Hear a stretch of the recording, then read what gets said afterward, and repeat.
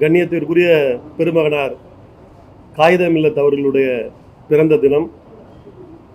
தன்னுடைய மதச்சார்பற்ற தன்மையாலும் அப்பழுக்கற்ற நேர்மையாலும் இந்திய மக்கள் அனைவரின் மனதிலும் இடம்பெற்ற ஒரு உயர்ந்த தலைவராக வாழ்ந்தவர் கண்ணியத்திற்குரிய காயிதே மில்லத் பெருமகனார் அவர்கள். அவர் வழிவந்த முஸ்லீம் லீக் அதனுடைய இன்றைய தலைவராக இருக்கக்கூடிய மரியாதைக்குரிய பேராசிரியர் காதர் மொய்தீன் சாஹிப் இன்றைக்கு முஸ்லீம் லீக் அமைச்சரவையில் இடம்பெற்றிருந்தாலும் கூட பல்வேறு காரணங்களை இதற்கு அவர்கள் சொல்கிறார்கள். கவர்னர் ஆட்சி அமைந்துவிடக்கூடாது, நாட்டில் நிலையான அரசு வேண்டும் என்று பல்வேறு காரணங்களை சொல்லி முதலில் அவர்களுக்கு ஆதரவை அளித்தார்கள். பின்பு அமைச்சரவையிலும் இடம்பெற்றார்கள். அதை பற்றி எந்த விமர்சனமும் இல்லை. ஆனால் அவர் பேசுகின்ற பேச்சு ஏதோ விஜயினுடைய ரசிகர் மன்ற தலைவர் போல் இருப்பது உண்மையிலேயே இஸ்லாமியர்களை மிகவும் சங்கடத்துக்குள்ளாக்குகிறது. இவரும் ஒரு மதிக்கத்தக்க தலைவராக, தமிழகத்தில் மதிக்கக்கூடிய தலைவராக இருந்தவர். ஆனால் தன்னுடைய மாண்புகளை எல்லாம் மறந்து இன்றைக்கு விஜய் ரசிகர் மன்ற தலைவர் போல அங்கு பேசிக் கொண்டிருக்கிறார். அவர்களுடைய அமைச்சர் இருக்கின்ற அந்த அறைக்கு சென்றவர் நூற்றாண்டு கனவு நிறைவேறியது என்று சொல்கிறார். நூற்றாண்டு கனவு என்று எதை சொல்கிறார்னு தெரியல. நூற்றாண்டுகளா இஸ்லாமியர்கள் இங்க அதிகாரம் இல்லாமல் இருந்தாங்க அப்படின்னு சொல்றாராங்கிறது தெரியல. அப்படியே பார்த்தாலும் காமராஜரினுடைய அமைச்சரவையில் மஜீத் அவர்கள் அமைச்சராக இருந்தார். பேரறிஞர் அண்ணாவினுடைய அமைச்சரவையில் மரியாதைக்குரிய சாதிக் பாட்ஷா அவர்கள் அமைச்சராக இருந்தார். தலைவர் கலைஞருடைய அமைச்சரவையிலும் அவர் இருந்தார். பிறகு அண்ணன் ரஹ்மான் கான் துவங்கி, அண்ணன் உபயத்துல்லா துவங்கி, மைதீன் கான் அவர்கள் துவங்கி இன்றைய கழக தலைவருடைய அமைச்சரவையிலும் கூட ஆவடி நாசர் அண்ணன், மஸ்தான் அண்ணன் போன்ற பல்வேறு இஸ்லாமியர்கள் அமைச்சர்களாக அதிகாரத்தில் இருந்திருக்கின்றார்கள். அதிமுகவிலும் கூட எம்ஜிஆர் அமைச்சரவையில் ராஜா முகமது அமைச்சராக இருந்தார். அந்த அம்மையார் இருந்தபோது நாகூர் மீரான் துவங்கி பலரும் அமைச்சராக இருந்தார்கள். இப்படி தொடர்ச்சியாக தமிழகத்தில் இஸ்லாமியர்கள் அதிகாரத்தில் தான் இருக்கிறார்கள். ஆக நூற்றாண்டு கனவு என்று எதை சொல்கிறார் என்று தெரியவில்லை. நூற்றாண்டுகளாக இஸ்லாமியர்களுக்கு அதிகாரம் இல்லை என்று அவர் சொன்னதாக அர்த்தப்படுத்திக் கொண்டால் கூட நூற்றாண்டுகளாக இங்கே அதிகாரத்தில் இஸ்லாமியர்கள் இருந்திருக்கிறார்கள். சரி, ஒருவேளை அவர் சார்ந்த முஸ்லீம் லீக் அதிகாரத்தில் இல்லை என்பதை நூற்றாண்டு கனவாக சொல்கிறாரா என்று எடுத்துக்கொண்டாலும் கூட அருகில் இருக்கக்கூடிய மாநிலமான கேரளத்தில் இப்போது கூட அவர்கள் அமைச்சரவையில் இருக்கிறார்கள். ஒன்றிய அரசிலும் கூட அகமது, முஸ்லீம் லீக்கினுடைய தலைவராக இருந்த அகமது அமைச்சராக இருந்தார். மத்தியிலும் இருந்திருக்கிறார்கள், மாநிலங்களிலும் இருந்திருக்கிறார்கள். ஆக நூற்றாண்டு கனவு என்று அவர் எதை சொல்கிறார் என்று தெரியவே இல்லை. அமைச்சரவையில் சேர்ந்துட்டீங்க, சேர்ந்ததுக்கு ஏதோ சொல்லிட்டு போங்க. ஆனால் நூற்றாண்டு கனவு என்று இந்த மாநிலத்தில் இருந்த இந்த திராவிட இயக்கம் எதுவுமே செய்யாததை போல் சொல்வதை உண்மையிலே எங்களால் ஏற்றுக்கொள்ள முடியவில்லை. அதுவும் போல அடுத்து இன்னொரு வார்த்தையை அந்த இடத்திலே சொல்கிறார். பெரிய மனிதன் பெரிய மனசு என்று சொல்கிறார். தகைசால் தமிழர் என்கின்ற விருது இந்தியாவுக்கு பாரத ரத்னா தமிழ்நாடு மாநிலத்துக்கு அதுதான் உயர்ந்த விருது, தமிழக அரசு கொடுக்கக்கூடிய மிக உயர்ந்த விருது. தமிழர்களிலேயே நீர்தான் பெரிய மனிதன் என்று சொல்லி திமுக அரசு அவருக்கு தகைசால் தமிழர் விருது வழங்கியது. ஆனால் அங்கே போலி லாட்டரியில் இருக்கக்கூடிய அமைச்சர் யாரோ ஒருவரை பெரிய மனிதர் என்கிறார், பெரிய மனது என்கிறார். இதையெல்லாம் எப்படி எடுத்துக்கொள்வது என்றே தெரியவில்லை.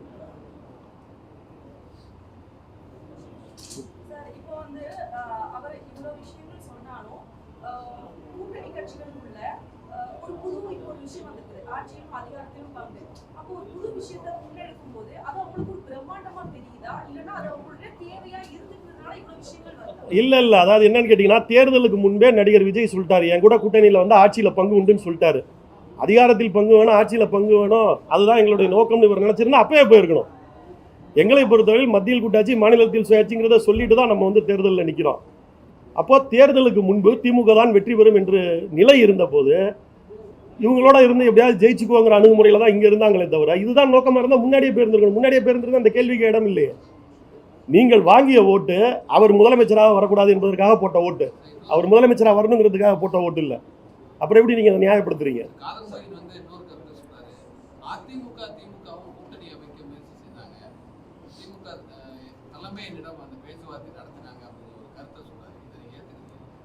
இல்லை, அது எனக்கு ஏற்புடையதில்லை. எந்த சந்தர்ப்பத்தில் அப்படி சொன்னாருங்கிறது எனக்கு தெரியல. அப்படி ஒரு முயற்சியை பேசியிருந்தாங்கன்னா முடிச்சிருப்பாங்க. திமுக ஒரு காரியத்தில் இறங்கினா முடிச்சுட்டு தான் செய்யும். பாதியோட விட்டுட்டு வந்த வரலாறு திமுகவுக்கு இல்லை. அதனால் அப்படி ஒன்று இருந்திருக்க வாய்ப்பு இல்லைன்னு தான் நான் இப்போ வரைக்கும் நம்புகிறேன். அவங்க சேர்ந்ததுக்கு 1008 காரணங்களை சொல்லி மழுப்புறாங்க. அவங்க சேர்ந்தது நாங்கள் அதிகாரத்துக்கு ஆசைப்பட்டால் சேர்ந்தோன்னு ஓப்பனாக சொல்லிட்டு போங்க. எதுக்கு 1008 காரணங்களை சுற்றி வைக்கிறீங்க? இதில் இன்னொரு வரலாற்றை நான் உங்களுக்கு நினைவுபடுத்தி ஆகணும். 1960 கேரளாவில் கம்யூனிஸ்டுகளுக்கு எதிர்த்தாப்பில் முஸ்லீம் லீக், அதுக்கப்புறம் தானுப்பிள்ளையோட பிஎஸ்பி, காங்கிரஸ் எல்லா கூட்டணி வச்சு அந்த தேர்தலை சந்திக்கிறாங்க. எந்த கட்சிக்கும் தனி பெரும்பான்மை கிடையாது. கூட்டணி மந்திரி சபையை அமையக்கூடிய நிலைமையில் அன்றைக்கு முஸ்லீம் லீக் என்ன சொல்கிறாங்க, நாங்கள் அமைச்சரவையில் இடம்பெற்றால்தான் நாங்கள் காங்கிரஸ் ஆதரிப்போம் அப்படிங்கிறாங்க. இன்றைக்கி சொல்கிறாங்களா காங்கிரஸ், அண்ணன் மாணிக்கந்தாவூருக்கு அவருக்கு தான் மெயினாக நான் சொல்கிறேன். கூட்டணியில் பங்கு, ஆட்சியில் அதிகாரம், அப்போ தான் கூட்டணிலாம் இன்றைக்கி பேசுகிறீங்களா காங்கிரஸ். இதே காங்கிரஸ் அன்றைக்கி என்ன சொன்னிச்சுன்னா, முஸ்லீம் லீக்கோ அல்ல மற்றவங்களோ மந்திரி சபையில் இருந்தால் நாங்கள் ஆட்சி அமைக்க மாட்டோம்னு சொல்லி அவங்க மறுத்துட்டாங்க. பிறகு பிற்பாடு என்ன ஆகுது அப்படின்னு சொல்லி கேட்டிங்கன்னா, வெளியிலேருந்து நாங்கள் மந்திரி சபையில் இடம்பெறாமல் தானுப்பிள்ளை ஆதரிக்கிறோன்னு காங்கிரஸ் சொல்கிறாங்க. எப்போ 1960. அதுக்கு அவங்க வச்ச கோரிக்கை என்னன்னு கேட்டிங்கன்னா, ஒரே ஒரு நிபந்தனை, கோரிக்கையில் நிபந்தனை. என்ன நிபந்தனைனா, முஸ்லீம் லீக்கை மந்திரி சபையில் சேர்க்கக்கூடாது, சேர்க்கலைன்னா தானுப்பிள்ளையை நாங்கள் ஆதரிக்கிறோம் அப்படின்னு. அன்றைக்கு காயிதே மில்லத் என்ன முடிவெடுக்க போகிறாருன்னு நாடே எதிர்பார்த்துச்சு. அன்றைக்கி காயிதே மில்லத் என்ன முடிவெடுத்தார் தெரியுமா? மந்திரி சபையில் சேர்றது இல்லைங்கிற முடிவெடுத்தார். ஒரு ஸ்திரமான அமைச்சாக அமையணுங்கிறது தான் என்னுடைய நோக்கம். மீண்டும் ஒரு தேர்தல் அந்த நாட்டில் வந்துடக்கூடாது. அதற்காக நிபந்தனையற்ற அந்த அரசை ஆதரிக்கிறேன்னு சொன்னவர் காயிதே மில்லத். ஓடி போய் சேர்ந்தவர் இல்லை உங்களை மாதிரி. அவர் வழி வந்தவர்னு நீங்கள் சொல்லிக்கிறது அசிங்கம்.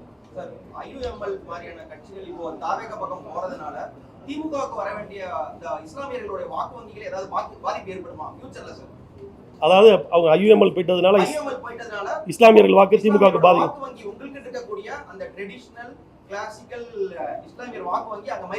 ஒன்று சொல்கிறேன் வச்சுங்க, முஸ்லீம் லீக் அங்கே இருக்குது, முஸ்லீம்கள் எப்போதும் திமுகவோட தான் இருக்கிறாங்க. நான் இன்னொரு உதாரணத்தை சொல்கிறேன். தொடர்ச்சியாக 3 தேர்தலை நாடு சந்திக்க முடியாதுங்கிற நிலைமையில் அன்றைக்கு திமுக வந்து வாஜ்பாயோட கூட்டணி வச்சுச்சு. அப்போ ஐயுஎம்எல் எங்களோட இல்லை. அதை காரணம் காட்டி ஜெயலலிதாவோட போயிட்டாங்க. இதே காதர் மொய்தீன் பாய் இன்றைக்கி ஜெயலலிதாவோட போயிட்டார். 2001 தேர்தல் 31 இடங்கள்லாம் இன்றைக்கு திமுக வெற்றி வாய்ப்பு இழந்திருந்தால் 31 இடங்களில் ஜெயிக்குது. 31 இடங்களில் ஜெயிச்ச பெரும்பாலான இடங்கள் இஸ்லாமியர்கள் செறிவாக வாழக்கூடிய பகுதி. சேப்பாக்கத்தில் ஜெயித்தோம், திருவல்லிக்கேணியில் ஜெயிச்சிருக்கோம். ஒன்று வேணாம், மதுரைக்கு கீழே பாளையங்கோட்டையில் மட்டும்தான் ஜெயித்தோம். இஸ்லாமியர்கள் செறிவாக வாழக்கூடிய பாளையங்கோட்டையில் ஜெயிச்சிருக்கோம். தஞ்சாவூரில் உபயதுல்லா அண்ணன் ஜெயிச்சார். அன்றைக்கு 10க்கும் மேற்பட்ட இஸ்லாமியர்கள் ஓட்டு மிக அதிகமாக இருக்கக்கூடிய தொகுதியில் அன்றைக்கி ஜெயித்தோம். அன்றைக்கு ஐயுஎம்எல் எங்களோட இல்லை. அன்றைக்கி 2001 தேர்தலில் ஐயுஎம்எல் எங்களோட இல்லை. ஒரு போலியான தோற்றம் காலங்காலமாக இருக்குது. காங்கிரஸ் இருக்கிற இடத்துல தான் மைனாரிட்டிகள் இருப்பாங்க, இந்த இஸ்லாமிய கட்சிகள்லாம் இருக்கிறதுனால தான் திமுக இஸ்லாமியர்கள். இதை விட பொய் எதுவுமே இல்லை. இது பொய்ங்கிறத வர்ற தேர்தல் நிரூபிக்கும். தேர்தல் முடிஞ்சதுக்கு அப்புறம் பேராசிரியர் வந்து திமுக தலைவரோட பேச்சு கேட்டு தான் நாங்கள் நடக்கணும். வித்தின் ஒரு 10 daysல அதோட மாற்றங்கள் இல்லை.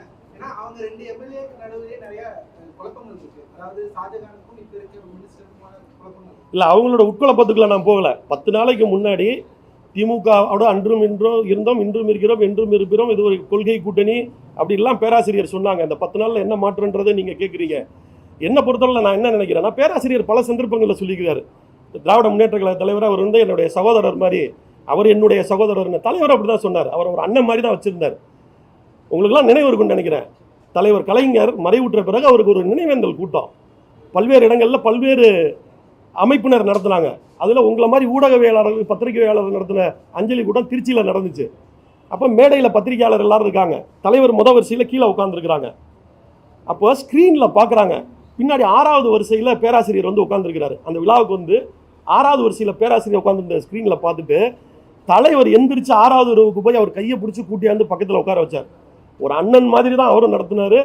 இவரும் என்னுடைய சகோதரர்னு பல முறை பேராசிரியர் அதை பதிவு பண்ணார். 10 நாளில் என்ன மாற்றம் நடந்திருக்குன்னா, ஒரு ஆள் டெல்லியிலேருந்து ஒரு நாள் வந்தார். வந்துட்டு ஸ்டாலின் இஸ் மை பிரதர்னாரு. அடுத்து ஒரு வார்த்தை சொன்னார், I don't call any politician as பிரதரா அப்படின்னு ஒரு வார்த்தையும் விட்டார். அவர் கூட போய் சேர்ந்த பழக்க தோஷத்தில் இவர் மாறிவிட்டார் போல இருக்கு. ஒழுங்காக தான் இருந்தார், இங்கே இருக்கிற வரைக்கும் ஒழுங்காக தான் இருந்தார். அவர் கூட சேர்ந்து அந்த மந்திரி சபைக்கு போனோன்னா பழக்க தோஷம்.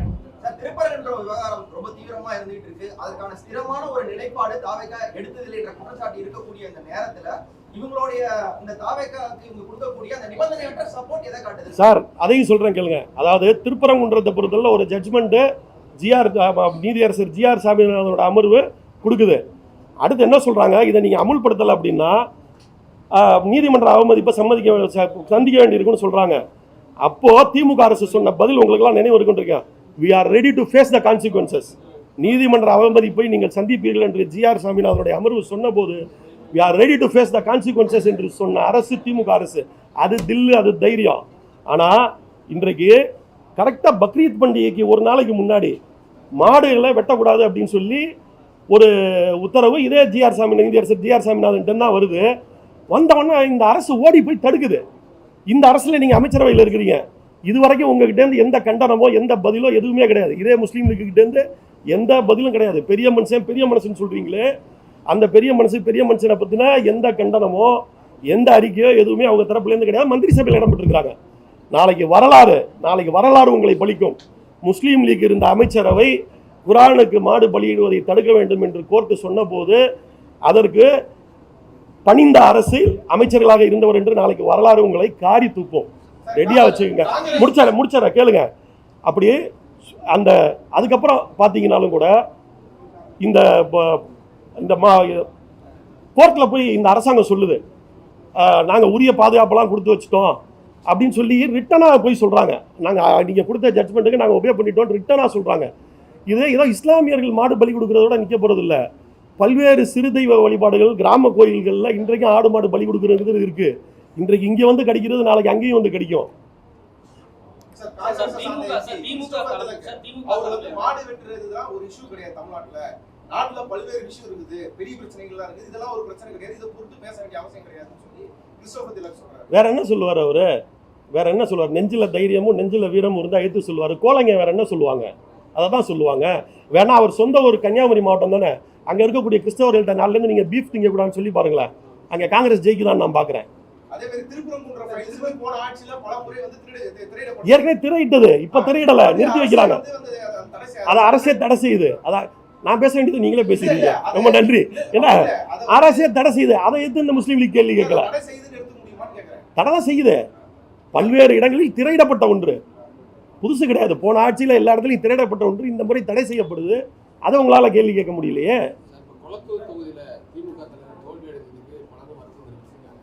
ஆனால் காதர் மொய்தீன் பேசும்போது நாங்கள் தேர்தல் பணியிலேயே கொளத்தூரில் தோப்பாருன்னு தெரிஞ்சிச்சு எங்களுக்கு அப்படின்னு ஒரு கருத்தை சொல்கிறாரு. அதை எப்படி பார்க்குறீங்க? அவங்க வேலை அவங்களுக்காக, அதாவது போன முறை அவங்க எங்ககிட்ட 3 சீட்டு வாங்கினாங்க, அதில் 3லையும் தோல்வி அடைஞ்சாங்க. இந்த முறை 2 சீட்டு வாங்குறாங்க. எங்கே அதே மாதிரி தோல்வி அடைஞ்சிட்டாங்கன்னா திமுக வேலை செய்யாமல் போயிடுச்சு அப்படிங்கிற பழி வந்துருமோ அப்படிங்கிறதுக்காக ஒவ்வொரு திமுக தொண்டரும் அக்கம்பக்கத்து தொகுதியில் இருக்கவங்கலாம் கூட அங்கே போய் வேலை பார்த்தாங்க. நடந்த உண்மை, பத்திரிகையாளர் நீங்கள் எல்லாம் பார்த்தீங்க. அவங்க போட்டியிட்ட 2 தொகுதியில் இல்லாமல் அக்கம்பக்கத்து தொகுதியில் இருக்கவங்களும் கொஞ்சம் எளிதாக வெற்றி வாய்ப்பு இருக்கக்கூடிய தொகுதியில் இருக்கக்கூடிய தொண்டர்கள் அங்கே போய் திமுக தொண்டர்கள் போய் அவர்கள் வேலை செய்து அவர்கள் கை காசை போட்டு, பூத்து காசு முதல்ல அவங்க கையிலேருந்து கொடுத்துருப்பாங்களா? சாதாரண பூத்து காசு ஒரு டீக்கு காசு கொடுத்துருப்பாங்களா? திமுக தொண்டன் கையிலேருந்து காசு போட்டு அவன் வேலை செஞ்சு உங்களை 2யும் ஜெயிக்க வச்சிருக்கான். கொஞ்சம் கூட ஈரம் இல்லாமல் சொல்கிறீங்க எங்களுக்கு வேலை பார்க்கையிலே தெரியும் தோத்து போயிடுவாருன்னு. வேலை பார்த்துருக்கணும். நீங்கள் தோக்க போறீங்கன்னு தெரிஞ்சு வேலை பார்த்து நாங்கள் ஜெயிக்க வைக்கிறோம்ல, அதுதான கூட்டணி தருமம். எங்களுக்கு அப்பவே தெரியும்னு சொல்றதா கூட்டணி தருமம்? இதான் ஒரு பெரிய மனுஷனுக்கு அழகு. திருப்பரங்குன்றம் ஃபைல்ஸ்க்கு கண்டனம் தெரிவித்து தோழர் விடுதலை ராஜேந்திரன் அறிக்கை விட்டாரு. அது ஃபேஸ்புக்ல இருந்து உடனடியாக நீக்கப்பட்டிருக்கு. இன்னைக்கு அதர்மம் யூடியூப் சேனல் நீக்கப்பட்டிருக்கு. யூடியூப் ரிட்டர்ஸ் மைனரோட ஃபேஸ்புக் பேஜ் நீக்கப்பட்டிருக்கு. வடக்க தான் இந்த மாதிரி வரிசையாக நின்று கொண்டிருக்கிறது. ஆளும் அரசாங்கம் தனக்கு எதிராக பேசக்கூடிய கருத்துக்கள் இது சார் ஆரம்பத்திலேருந்து சொல்கிறோம். தாவேகா என்பது பிஜேபியால் உருவாக்கப்பட்டது. இதை நாங்கள் ஆரம்பத்திலேருந்து சொல்கிறோம். அவங்க வந்தாங்கன்னா அவங்க மாதிரி தான் நடப்பாங்க. வேற என்ன, நீங்க ஒரு எந்த விதை போடுறீங்களோ அந்த மரம் தானே முளைக்கும். இதை நீங்க அவர்கிட்ட ஒரு நிமிஷம் இதை நீங்க அவர்கிட்ட தான் கேட்கணும். நாங்க சொன்னபடி நடந்துக்கிறோம். சொன்னபடி நீங்க என்ன நடந்துக்கல, நீங்க அவர்கிட்ட தான் கேட்கணும், என்கிட்ட கேட்க வேண்டாம். தமிழ்நாடு சிறுபான்மையினருக்கு பாதுகாப்பா இருந்துச்சு கடந்த ஆட்சியும் சரி, இதுக்கு முன்னாடி சரி. இன்னைக்கு ஒரு அச்ச சூழ்நிலை இருக்கு. திமுக அடுத்த கட்ட போராட்டங்கள் எப்படி இதை முன்னெடுக்கும் சார்? ஏற்கனவே திமுக ஆட்சியில் இல்லாத போதுமே பார்த்தீங்கன்னா என்ஆர்சி, சிஏஏ சட்டங்கள், சிறுபான்மையினருக்கு எதிராக எந்த பிரச்சனை வந்தாலும் ஆட்சியில் இருந்தாலும் இல்லாவிட்டாலும் முதலில் குரல் கொடுத்து முதலில் களத்துக்கு வர்றதுங்கிறது திமுக தான். இன்றைக்கு இருக்கக்கூடிய எதிர்க்கட்சி தலைவர் மாண்புமிகு உதயநிதி ஸ்டாலின் அவரோட போராட்டம், அவரோட முதல் கைதுங்கிறதே இந்த சிஏஏ இதப்போ நடந்தது தான். உங்களுக்கே தெரியும். சிறுபான்மையினர் சம்பந்தப்பட்டதில் அவரோட முதல் இதே நடந்தது. அது மாதிரி திமுக என்றைக்கும் சிறுபான்மையினர்னு இல்லை, பாதிக்கப்படுபவன் எவனாக இருப்பானோ அவன் பக்கம் திமுக நிற்கும்.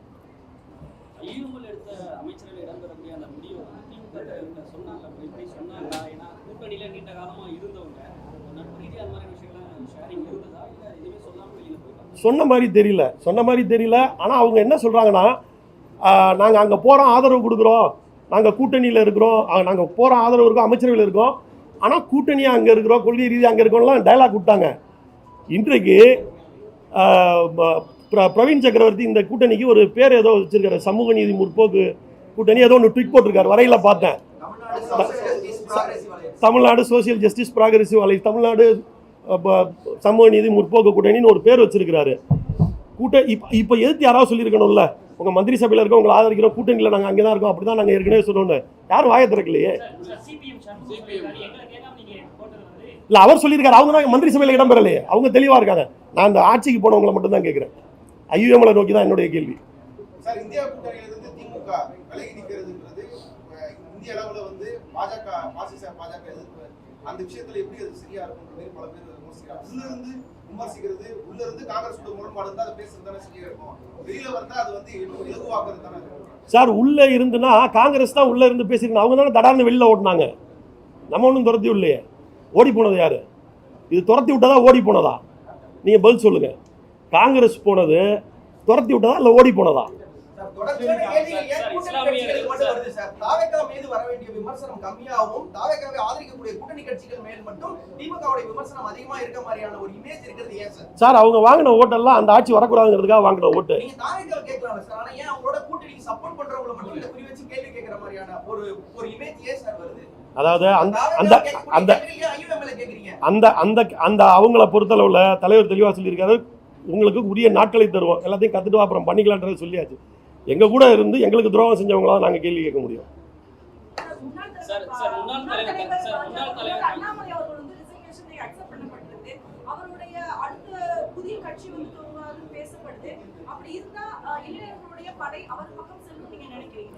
இளைஞர் படை, நான் திரும்பவும் சொல்றேன், சிறுபான்மையினராகட்டும் இளைஞர் படையாகட்டும் அவர்கள் இருப்பது என்றென்றும் திமுகவோட தான். ஒரு தேர்தல் வெற்றினால இல்லை அங்கிட்டு போயிடுச்சு இங்கிட்டு போயிடுச்சுங்கிற முடிவுக்கெல்லாம் வர முடியாது. அதை தான் சொல்கிறேன், அதை தான் நானும் சொல்கிறேன். வரட்ட அப்புறம் பார்த்துக்குவோம். தமிழக அரசு தாவேகா அரசு வந்து கோர்ட் உத்தரவை ஃபாலோ பண்ணுது, தீப ஏற்றம் வந்து அனுமதிக்குது தர்கா பக்கத்தில் அப்படின்னா திமுக நடவடிக்கை சட்ட நடவடிக்கைக்கு ஒத்து போகும். திமுக அடுத்த கட்டமா இந்த மாதிரி சிறுபான்மையினர் இளைஞர்களை கவர்றதுக்கு என்ன செயல்பாடு ஒரு குறிப்பிட்ட இல்லை, திமுகவினுடைய செயல்பாடு என்றைக்குமே தமிழ்நாட்டையும் தமிழ் மொழியையும் தமிழர்களையும் நோக்கியது. அதற்குள்ள சிறுபான்மையினர் இளைஞர் பெண்கள் எல்லாருமே அடக்கும். துரத்தி விடப்பட்டதா இல்ல அழைக்கப்பட்டதான்னு கேட்பீங்க. இன்றைக்கு வந்து அழைப்பு வந்து காங்கிரஸ் தான் அழைப்பு விட்டுருக்கு இந்தியா கூட்டணி கூட்டத்துக்கு. திமுக வந்து வேணாம் நாங்கள் மறுக்கிறோம் அப்படின்னு கூட்டணியில இருந்து விலகணும் சார். அதை இல்லை, அவர் கேட்ட கேள்வியை நீங்க புரிஞ்சுக்கலன்னு நினைக்கிறேன். உள்ளிருந்து பேசி உள்ளிருந்து சரி பண்ணியிருக்கணும் தாங்க. உள்ளே இல்லையே, அவங்க ஓடி விட்டாங்களே. இந்தியா கூட்டணி என்பது முதலில் உருவாக்கப்பட்டது திமுக தலைவர்னால. நீங்கள் அதுக்கு மரியாதை கொடுத்து எப்போவுமே இங்கே தான் இருந்திருக்கணும். அங்கே அப்படி இருப்பேன் இங்கே எப்படி இருப்பேங்கிற நிலைப்பாடு ஏற்புடையதல்ல. அமைச்சரவையில் ஐயுஎம்எல் இடம்பெற்றதில் ஆரம்பத்தில் திமுக தான் நாங்கள் இருப்போம் அப்படின்னு வந்து மறுத்தாங்க. அதுக்கு பிறகு அந்த ஸ்டாண்டை வந்து அவங்க மாற்றினாங்க. இதில் வேற ஏதாவது தலையீடு ஏதோ இருக்குங்களா? இல்லை டெல்லியிலேருந்து காங்கிரஸ் பேசினதா சொல்கிறாங்க. அந்த மாதிரிலாம் ஒரு முயற்சிகள் அவங்க போயிட்டாங்களா? இங்கேயும் குதிரை பேரம் நடந்திருக்குன்னு நினைக்கிறேன். எனக்கு அவர் சொன்னார், குதிரை பேரம் கழுத பேரெல்லாம் நடக்கலை அப்படின்னு அவர் சொன்னார். அடிமாடு ரேட்டுக்கு ஏதோ நடந்துச்சான்னு எனக்கு தெரியல. முன்னாள் தலைவர் கலைஞர் இருக்கும்பொழுதும் சரி, கூட்டணி ஒப்பந்தம் தொகுதி பங்கீடுனா ஃபர்ஸ்ட் ஐயுஎம்எல் தான் சைன் பண்ணுவாங்க. இந்த முறையும் அப்படிதான் வந்து நடந்தது. எப்பவுமே கொள்கை ரீதியா இஸ்லாமியர் காரணா இருக்கக்கூடிய திமுகவோட நாங்க நிக்கணும் அப்படின்னு தான் பேசிட்டு வந்தாங்க. இந்த திடீர்னு இந்த மனமாற்றம் இந்த அளவுக்கு நடக்கிறதுக்கான காரணம் என்ன? ஏதாவது திமுகவோட கசப்புகள் மனக்கசப்பு? எந்த கசப்புகளும் இல்லையே. 10 நாள் அவங்க தான் சொன்னாங்களே, 10 நாளைக்கு முன்னாடி சொன்னவர் 10 நாளைக்கு அப்புறம் ஏன் மாறி போனாருன்னு. எங்களுக்கு அவர்கள் மனக்கசப்பு ஏற்படும் அளவிற்கு நாங்கள் நடந்து கொள்ளவில்லை. எங்களை நீங்கள் சார்ஜே பண்ண முடியாது. அவர்கள் கேட்ட இடங்களை கொடுத்தோம், கேட்ட தொகுதிகளையும் கொடுத்தாச்சு. அவர்களுக்கான தேர்தல் செலவை கூட அங்கே இருக்கக்கூடிய தொண்டர்கள் தான் பார்த்தாங்க, அவர்களுக்கு உழைச்சிருக்காங்க. என்ன மனக்கசப்பு எங்களால் சொல்ல முடியல. இந்த மனக்கசப்பால் போகணும்னு சொல்கிறதுக்கான காரணங்கள் அவங்கள சொல்லுங்கள். எதுவுமே கிடையாது. இப்போதும் சொல்கிறேன், முஸ்லீம் லீக் அங்கே இருக்கிறது. முஸ்லீம்கள் என்றென்றும் திமுகவோடு இருக்கிறார்கள். சார், ட்விட்டர்ல கலைஞர் தான் வேட்டைக்காரர், அவருடைய நம்பிக்கைக்குரிய அயூப் தான் வந்து ஐயா காதர் மொய்தீன் அப்படின்ற மாதிரி ஸ்லாகிச்சு எழுதப்பட்ட பதிவுகள் இந்த 10 நாள் முன்னாடி வரைக்கும் இருந்தது. அந்த நிலைப்பாடு திரும்புவதற்கான வாய்ப்பு இனிமே இல்லையா? இது ஒரு நிரந்தர பிளவுங்களா? இதை அவர் தான் ஐயா தான் முடிவு பண்ணணும். என்றைக்குமே திமுக யாரையுமே வெறுத்ததில்லை. திமுக வந்து வெறுப்பரசியல் பண்ணதில்லை. ஒரு வெறுப்பின் மேலே உருவான இயக்கமும் திமுக இல்லை. இது சமூக நீதி, எல்லாரையும் சேர்க்கிறது, எல்லாரையும் அரவணைக்கிறது, எல்லாருக்கும் உரிய வாய்ப்புகளையும் உரிய இடங்களையும் தருவது தான் திராவிட இயக்கத்தோட அடிநாதம். அதனால நாங்கள் யாரையும் வெறுக்க போறதில்லை. எங்களை இதை கேள்வி நீங்க அவர்கிட்ட தான் கேட்கணும். சார் இந்தியா கூட்டணியில திமுக இருக்குதுன்றது நேஷனல் லெவலில் ஒரு பெரிய இம்பாக்ட் வந்து ஏற்படுத்துச்சு. இப்போ அது மாதிரி ஒரு ஸ்டாண்ட் தான் நீங்க எடுக்கிறீங்க. ஐயுஎம்எல் இப்போ தமிழ்நாட்டில் டிவிக்கு பக்கம் போனதுனால தேசிய அளவில் அவங்க எடுத்த முடிவை எப்படி பார்ப்பாங்க? ஐயுஎம்எல் எடுத்த முடிவை என்ன தாக்கம் ஏற்படுத்தும்னு நினைக்கிறேன். எனக்கு நான் திரும்பவும் சொல்றேன், முஸ்லீம் லீக்னு பேர் இருக்கிறதுனால எல்லா முஸ்லீம்களும் அங்கே இருக்க மாதிரி நினச்சிட்டு கேள்வி கேட்குறீங்க. அது இல்லை, 2001 தேர்தலே அது ப்ரூவ் ஆயிடுச்சு. நான் அவ்வளோ தூரம் எவிடென்டிக்கலாக சொல்லிட்டேன். திரும்ப நீங்கள் ஏன் அந்த இடத்துக்கே வரீங்கன்னு புரியல. திமுக வந்து தனித்துடப்பட்டது, அது பாஜகவை நோக்கி நகர்கிறது. பாஜக திமுக கூட்டணி எதிர்காலத்தில் அமையலான்னு பலர் வந்து ஆரம்பிச்சு சொல்றாங்க. இது குறித்து உங்களோட கருத்து? 2 கோடி பேர் இருக்க இயக்கம் தனித்து எங்கே விடப்படும்? 2 கோடி பேர் இருக்க இயக்கம் அது தனித்து விடப்பட்டுன்னு எப்படி சொல்றீங்க? இல்ல, அரசியல் ரீதியாக கூட்டணி கட்சிகள வழக்கமா கூட்டணியோட தான் திமுக நின்றுருக்கு. வரும் தேர்தலில் வந்து கூட்டணி கட்சிகள் இல்லைன்னா அதாவது எல்லா தரப்பினரின் குரலும் ஒலிக்க வேண்டும் அப்படிங்கிறதுக்காக தான் கூட்டணியில் பலரையும் வச்சிருந்தோமே தவிர அவங்களோட ஓட் ஸ்ட்ரென்த் என்னன்றது எல்லாத்துக்குமே தெரியும். யார் ஸ்ட்ரென்த்தில் யார் ஜெயிச்சான்றதும் தெரியும். இல்ல பாஜக கூட கூட்டணி பரப்புறாங்களே, அதை பத்தி என்ன? அதான் பரப்புறாங்கன்றீங்களா? பரப்புறாங்க, உண்மை இல்லை. நன்றி நன்றி நன்றி.